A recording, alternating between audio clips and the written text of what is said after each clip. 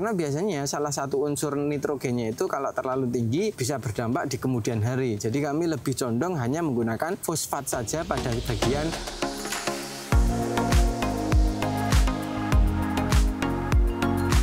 Assalamualaikum warahmatullahi wabarakatuh, sahabat petani semua. Video kali ini kita akan membahas tentang bahan apa saja yang perlu kita masukkan sebelum penutupan menggunakan mulsa untuk budidaya tanaman cabai dengan hasil yang bisa kita maksimalkan, tetapi biaya bisa kita hemat seminimal mungkin. Kiat suksesnya seperti apa? Video lengkapnya setelah yang satu ini.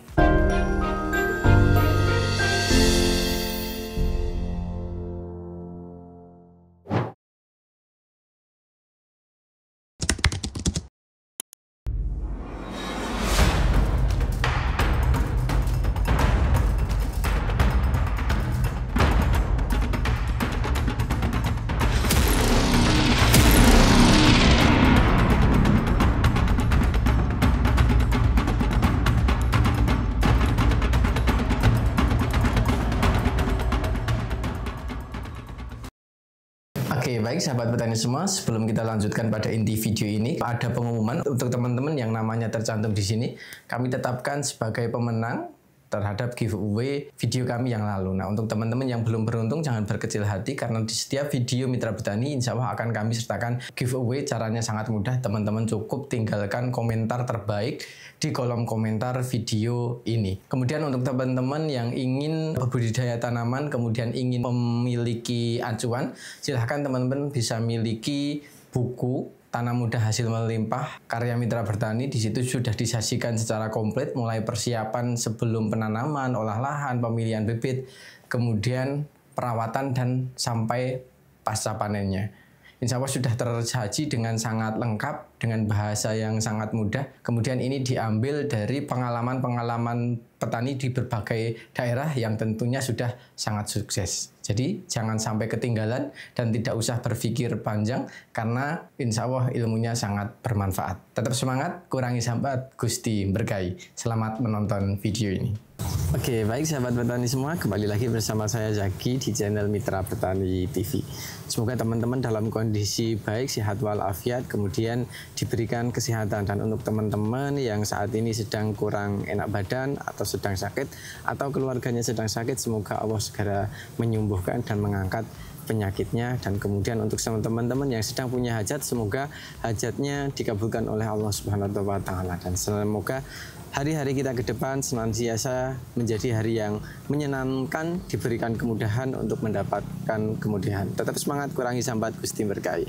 Teman-teman, seperti yang telah saya jelaskan di awal video tadi, kesempatan kali ini kita akan membahas terkait dengan kelanjutan persiapan untuk berbudidaya tanaman cabai, yaitu kemarin sudah kita bahas pertama terkait dengan sterilisasi lahan, kemudian cara penaburan atau pemberian pembenah tanah, kemudian kemarin ukuran bedengannya, tingginya berapa, lebarnya berapa, itu sudah kami bahas satu persatu. Untuk teman-teman yang belum, silahkan bisa tonton video-video kami sebelumnya karena ini saling berkaitan atau saling berurutan. Dan video ini kita akan lebih fokus spesifik membahas terkait dengan bahan apa yang perlu kita tambahkan, kemudian penting atau tidak penggunaan pupuk kimia, atau hal yang perlu kita persiapkan sebelum penutupan mulsa gitu. Kalau kemarin kita sudah membahas tentang ukuran mulsanya gitu, tapi kalau sekarang sebelum ditutup mulsa itu ada proses apa lagi sih setelah pembentukan bedengan? Karena nanti teman-teman mungkin akan bertanya, baiknya diberikan pupuk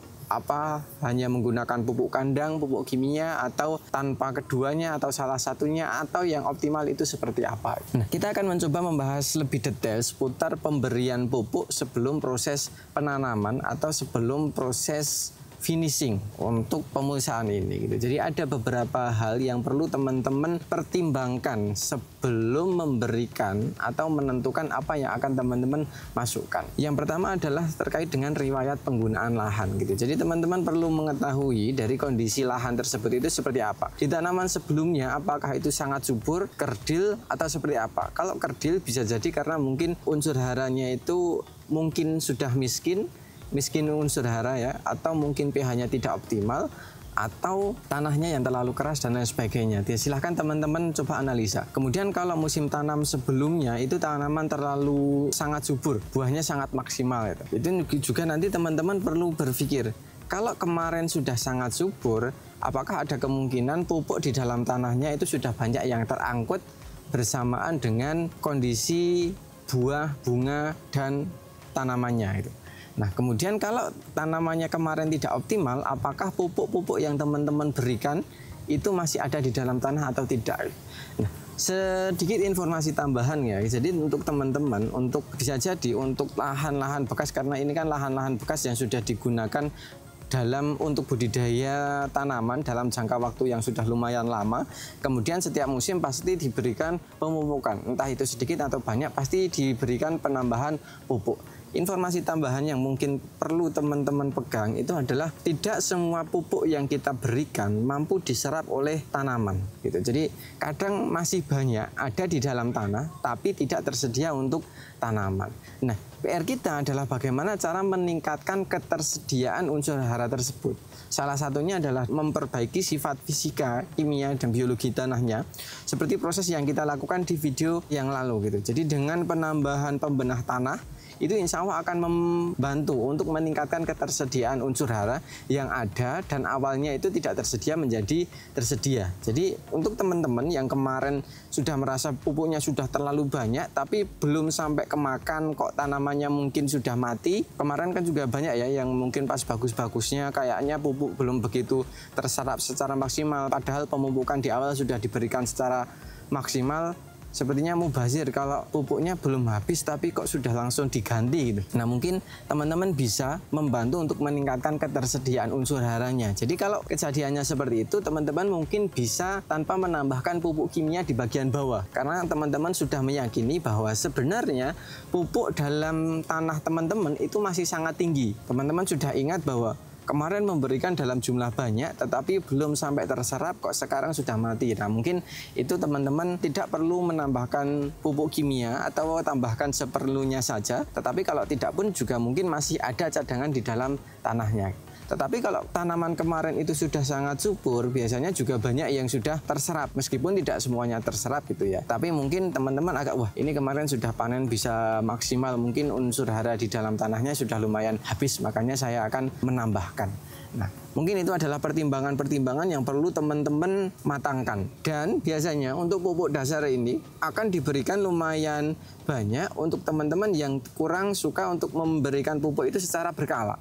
Jadi menyediakan supaya nanti ketika tanaman butuh itu bisa mengambil sedikit demi sedikit. Tetapi kadang ada yang lebih suka tanpa memberikan pupuk dasar, tetapi nanti bisa setiap minggu atau 10 hari sekali itu dilakukan pemupukan gitu. Nah, itu tergantung versi teman-teman lebih nyaman yang mana. Nah, mungkin itu adalah pertimbangan yang sebelum melakukan pemupukan perlu teman-teman pahami terlebih dahulu gitu. Kemudian hal-hal yang awal itu juga harus sudah dipersiapkan ya, seperti pembenah tanah itu juga harus sudah dimasukkan dolomit, kemudian arang sekam kemarin untuk menggemburkan, kemudian meningkatkan kemampuan dan lain sebagainya. Besok mungkin akan kita bahas secara detail terkait dengan manfaat satu persatu dari bahan yang kita berikan. Langsung saja di lahan ini ya teman-teman, ini kita bercerita bahwa lahan ini itu sudah digunakan dalam jangka waktu yang sudah lumayan lama. Dari musim ke musim ini digunakan untuk budidaya tanaman hortikultura. Kemudian untuk penambahan selalu diberikan penambahan meskipun tidak terlalu banyak. Tetapi untuk pupuk kimia di sini, jadi untuk lahan ini hanya ada 3 bahan yang kita berikan pasca pembentukan bedengan setengah jadi. Yang pertama itu adalah pupuk kimia. Pupuk kimianya itu kita hanya menggunakan fosfat. Ini merek dagangnya bebas ya. Mungkin kalau ada SP36, kalau nggak ada SP26, kalau nggak ya mungkin Vertipos, kemudian Turima dan lain sebagainya lah. Jadi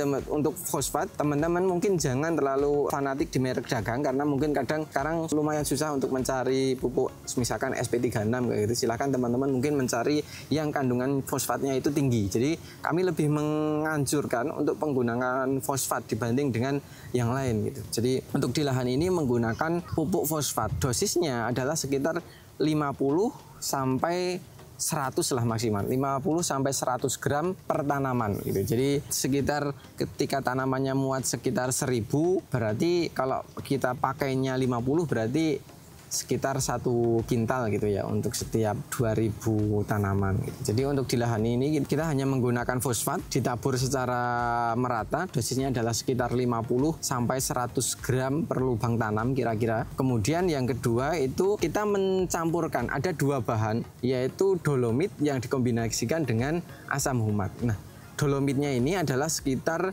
1 kintal. Kemudian asam humatnya ini adalah sekitar 2 kilo. Jadi 3 bahan ya. Yang pertama adalah fosfat, yang kedua adalah dolomit, yang ketiga adalah asam humat. Jadi untuk yang pertama itu teman-teman itu mencampur 2 bahan. Yang tadi yang pertama adalah asam humat, kemudian dolomit. Jadi dolomit sekitar 1 kintal dicampur dengan asam humat 2 kg. Itu dicampur secara merata, kemudian dibagi menjadi 2 bagian. Jadi kalau tadi ada sekitar 1 kintal lebih 2 kilo, berarti 51 kilo ya. Dibagi 2, 51 kilo, 51 kilo. Yang 51 kilo pertama itu ditaburkan pas awal. Jadi anggap saja ini lahannya adalah sekitar 1000 meter persegi ya. Itu ditaburkan setelah dibuka atau dibuat bedengan setengah jadi, kan biasanya sudah dibuat lubang untuk pupuk itu ya, yang memanjang seperti ini, seperti menggaris itu. Nah, itu ditabur secara merata secukupnya, nggak usah terlalu banyak nggak apa-apa. Yang penting secukupnya sesuai dosis yang tadi, karena dolomit sebenarnya kan tadi sudah diberikan pas awal ya, jadi pas pembajakan itu kan sudah ditaburkan. Nah, kita mentaburkan kembali. Jadi sebelum pemberian pupuk fosfat ini ditaburkan dulu merata dolomit plus asam humatnya. Yang kedua baru ditaburkan pupuk fosfatnya secara merata. Baru yang terakhir ditutup pada bagian paling atas kita taburi lagi menggunakan asam humat plus dolomit lagi gitu. Jadi untuk dolomitnya itu sampai 3 lapisan ya. Yang pertama dicampur dengan tanah, kemudian yang kedua tadi bedengan setengah jadi, kemudian yang ketiga adalah setelah finishing gitu. Jadi bahannya untuk yang kami gunakan itu tidak neko-neko ya, hanya 3 bahan itu. Jadi kenapa penggunaan fosfat? Fosfat yang pertama dia sangat susah atau sangat lama untuk tersedia bagi tanaman. Jadi untuk waktu pemberian sampai dia mampu diserap itu waktunya relatif lama. Jadi kita berikan seawal mungkin gitu ya. Jadi kenapa tidak menggunakan NPK? Menurut beberapa pengalaman untuk NPK itu menurut kami lebih baik menambah daripada mengurangi gitu. Kalau sudah terlalu banyak itu nanti kita akan kewalahan untuk menanggulanginya. Tetapi kalau masih kesedikitan itu masih bisa dikejar. Jadi nanti untuk pemberian NPK itu menurut kami lebih suka ketika nanti kira-kira tanaman membutuhkan atau memang belum tercukupi dari kondisi tanamannya masih membutuhkan NPK, baru kita tambahkan. Tetapi kalau dirasa sudah aman ya tidak perlu gitu. Daripada kita sudah memberikan sejak awal, karena biasanya salah satu unsur nitrogennya itu kalau terlalu tinggi bisa berdampak di kemudian hari. Jadi kami lebih condong hanya menggunakan fosfat saja pada bagian bawah. Gitu. Jadi tanpa ada yang lainnya, jadi hanya fosfat dimasukkan karena ketersediaannya sangat lama, jadi kita memberikan seawal mungkin. Dan untuk fosfat sendiri memang dia dibutuhkan mulai dari awal pembentukan akar, kemudian batang, tunas, daun, bunga, buah, biji, itu semuanya memerlukan fosfat. Salah satu sumber energi tertinggi itu didapat dari unsur fosfat. Makanya unsur fosfat menurut kami yang sangat dominan dan sangat perlu untuk teman-teman berikan sejak awal. Yang kedua, kenapa hanya menggunakan kombinasi dolomit dan asam humat? Seperti saya jelaskan, jadi di awal tadi saya sudah mengatakan bahwa tidak semua pupuk yang kita berikan di masa lalu itu sudah terangkut 100% untuk tanaman gitu. Jadi bisa jadi di tanah itu sebenarnya masih ada, dan kalau kita tidak urai bisa jadi itu akan menjadi residu. Nah, menurut kami itu akan sangat sayang. Jadi dengan adanya dolomit dan asam humat itu nanti akan berkombinasi. Pertama adalah untuk menaikkan pH, yang kedua dia akan membantu untuk memperbaiki sifat fisika, kimia, dan biologi tanahnya, sehingga nanti mikroorganisme baik juga dia akan berkembang. Kemudian dari segi kemampuan untuk meningkatkan ketersediaan unsur hara juga akan lebih tinggi gitu. Jadi dengan penggunaan unsur itu biasanya seolah-olah kayak kita memberikan pupuk dalam jumlah yang banyak, padahal itu tidak. Dia meningkatkan ketersediaan kembali di tanah yang awalnya tidak tersedia menjadi tersedia gitu. Jadi atas bantuan asam humat tersebut kemudian berkombinasi dengan dolomit itu akan menciptakan lingkungan yang baik untuk persebaran unsur hara, kemudian menggemburkan tanah, kemudian tempat yang baik juga untuk mikroorganismenya. Jadi semuanya ketika baik, insya Allah kebutuhan nutrisi yang ada di dalam tanah ini bisa mampu diserap secara keseluruhan. Karena kalau terlalu banyak pupuk kimia yang kita berikan, bisa jadi niat kita menyuburkan justru itu malah membuat tanah semakin tandus. Seperti kita ketahui bahwa hampir semua pupuk kimia itu meninggalkan efek samping atau residu gitu. Nah, dengan penggunaan asam humat tersebut itu bisa meminimalisir dampak residu pupuk kimia yang ada di dalam tanah itu. Makanya kami mulai dari awal penggunaan asam humat menurut kami sudah sangat penting, apalagi di daerah-daerah kami ya, yang menurut kami faktor utamanya adalah di tanah. Untuk tanaman sekarang sudah lumayan sulit untuk dibudidayakan karena mungkin faktor tanahnya itu yang sudah kurang sehat gitu. Jadi mikroorganisme di dalam tanahnya sudah tidak begitu tumbuh dengan maksimal, kemudian sumber hara atau nutrisi di bagian bawahnya juga tidak tersedia dengan baik. Makanya menurut kami asam humat itu bisa diberikan sejak awal, dan tadi dikombinasikan dengan dolomit menurut kami adalah duet yang sangat ampuh. Mungkin itu ya, jadi hanya 3 bahan yang kita berikan sebelum proses penutupan mulsa. Kalau pertanyaan selanjutnya, apakah perlu menambahkan misalnya fungisida atau mungkin insektisida atau mungkin bakterisida, itu disesuaikan dengan kebutuhan lahan teman-teman sendiri. Kalau mungkin kemarin proses penggenangannya ini sudah lumayan lama, insya Allah itu sudah mendekati netral gitu. Tetapi kalau teman-teman masih ragu dan dirasa di situ kok masih banyak misalkan uret atau nematoda dan lain sebagainya, teman-teman bisa menambahkan insek, bisa dicampur atau disemprotkan mungkin sebelum penutupan mulsa ini. Atau mungkin kalau teman-teman menggunakan pupuk kandang yang mungkin belum terfermentasi, nah mungkin teman-teman bisa melakukan penyemprotan menggunakan dekomposer pada bagian pupuknya, atau juga mungkin pada bagian permukaan tanah ini juga bisa saja untuk menambahkan mikroorganisme baik yang ada di dalam tanah gitu. Jadi untuk bahan-bahan lain menurut kami itu disesuaikan dengan kebutuhan. Kalau teman-teman sudah yakin ini lahannya sudah siap, sudah bagus, tidak perlu menambahkan bahan lain atau tidak menambahkan sterilisasi lagi, nggak masalah. Tetapi kalau teman-teman masih ragu, masih banyak hamanya atau mungkin khawatir jamurnya masih banyak, mungkin bisa disterilisasi terlebih dahulu gitu.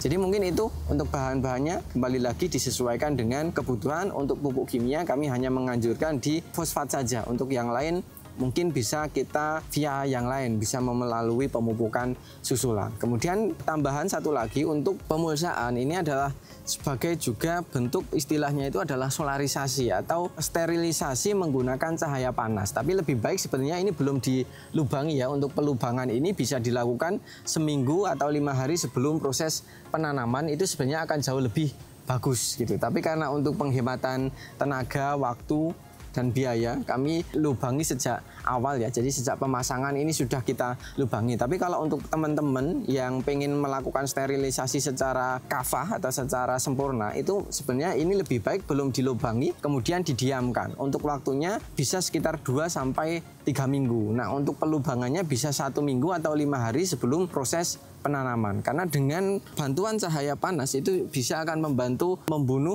hama-hama atau patogen penyakit yang ada di dalam tanah. Karena efek panas yang ditimbulkan dari bagian dari mulsa ini gitu. Jadi untuk teman-teman yang ingin lebih sterilisasi tapi caranya hemat, itu juga bisa melakukan pemasangan mulsa, tetapi jangan dilubangi dulu sebelum menjelang proses penanaman. Mungkin itu yang bisa kami sampaikan pada kesempatan kali ini. Semoga video yang singkat ini mampu mendatangkan kemanfaatan. Sebelum saya akhiri, saya perlu menyampaikan kembali bahwa ini adalah lahan yang sudah siap. Kemudian untuk pupuk yang kita berikan sebagai pupuk dasar itu hanya 3 ya sebelum proses penutupan mulsa ini. Yang pertama adalah dolomit, kemudian ada asam humat, selanjutnya adalah fosfat. Dosisnya untuk 1000 meter ini untuk fosfatnya adalah sekitar 75 kilo. Kemudian untuk dolomitnya ini 1 kintal, kemudian asam humatnya 2 kilo. Jadi untuk cara pemberiannya sangat mudah.